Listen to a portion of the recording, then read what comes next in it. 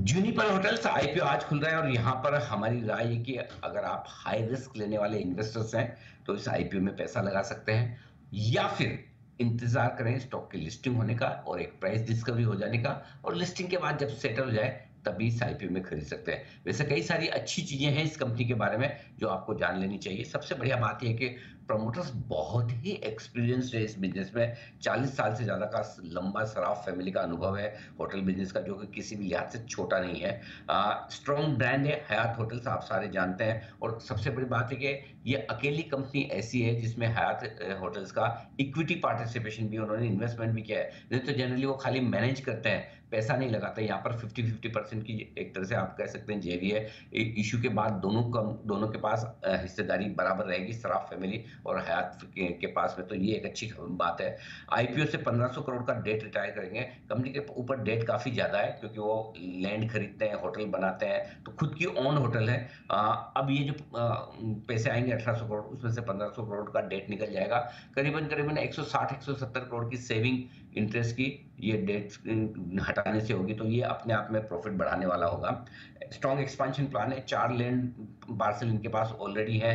कुछ और नई होटल्स खोलने का इरादा, तो आगे चलते हुए भी ग्रोथ बनी रहेगी। एक और इनकी लिस्टेड कंपनी है, वो भी आगे चलते हुए इनके साथ मर्ज हो सकती है, तो इससे भी थोड़ा सा पोर्टफोलियो बड़ा होता दिखेगा। तो ये सारे के सारे वो बड़े पॉजिटिव्स हैं जो आप जूनिपर होटल्स को लेकर चल सकते हैं। कुछ एक नेगेटिव्स भी हैं जो आपको ध्यान में रखना चाहिए। कंपनी लगातार पिछले 3 साल से, इस साल के पहले 6 महीने इसमें लॉस कर रही है। कल हमने मैनेजमेंट से बात भी की, उनका ये कहना था कि कोविड के बाद से थोड़ी-सी फाइनेंशियली दिक्कतें आई थी, उसके चलते कंपनी का नेट लेवल पर लॉस है।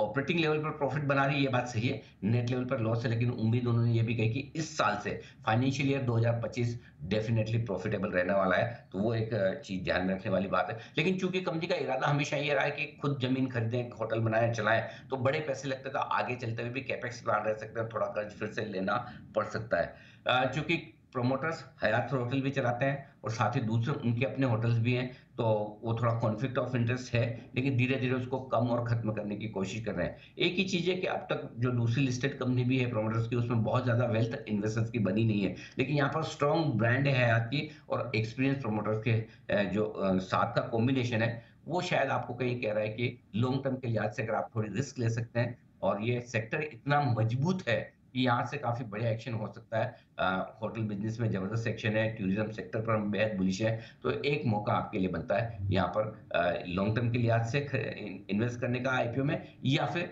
लिस्टिंग के बाद अगर नीचे मौका मिले, तो वहाँ पर खरीदिए।